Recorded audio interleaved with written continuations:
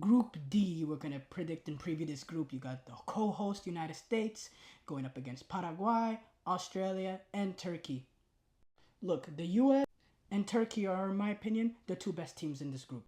Like the United States, I gotta be honest, they were looking poor, especially in 2025, but they've had some solid performances at the end of 2025 and in the start of 2026. But we did have that very rough March window where we lost 5-2 to Belgium and then 2-0 to Portugal. And in those two games did show some promise, especially in the first halves, but just gasp of concentration, losing in individual moments cost them in those games, and also cost them against Germany. But again, this past couple of days ago, but still solid performance against Germany, getting that win against Senegal, which is a good team. So being able to beat a good team was a good sign. And the biggest thing in that game was Pulisic scoring a goal. Before that, he hadn't scored a single goal since December for AC Milan. That was the last time he scored. So being able to get that monkey off his back, and then against Germany as well, I thought he was really, really good.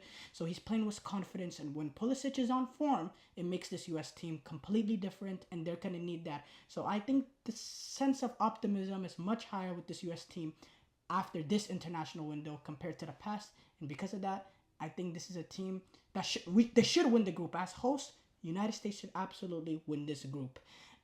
Even though based on quality, maybe Turkey might have the slight advantage.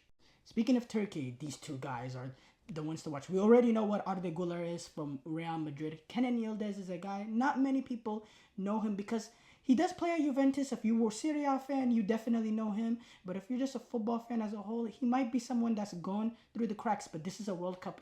He's gonna show his quality, and these two guys, I think they're really good players with Çalhanoğlu playing behind them. I think based on quality as a whole, this is probably the best team in this group.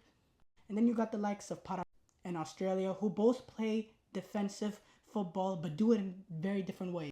And by the way, this can cause the US and Turkey to an extent issues the way both of these teams play. Paraguay is a team that under Gustavo Alvaro, who is going to be very, very defensive, who are going to be hard to play against, who's going to be hard to create opportunities, and they're going to attack you. And Australia, same thing as Australia. They're going to be very, very defensive, and they're going to be hard to play against. But what's different about Paraguay and Australia is Australia, they're going to want to play by being direct. They're going to want to create opportunities by being direct, by having long throws, by taking advantage of physicality, while Paraguay will like to take advantage of you in transition with quality, with pace, with Almiron and Ciso, who's going to be out for potentially the first or maybe even the second game as well, take advantage with quality and pace, while Australia wants to be more direct, which can cause the US issue because the US are not really used to being protagonists. So I'm very interested to see how the first and second games goes when US take on Paraguay and Australia. So yeah, as far as predictions look, if this was a neutral cup, I'd probably lean Turkey number one. But because the United States are host, the expectation has to be not only they win this group, but they have to go on a run at this World Cup. They got to take advantage. And I don't know about going on a run in this World Cup, but I do think they will win the group. I think Turkey will be slight behind them. Not quite. It could go either way. Turkey will finish second.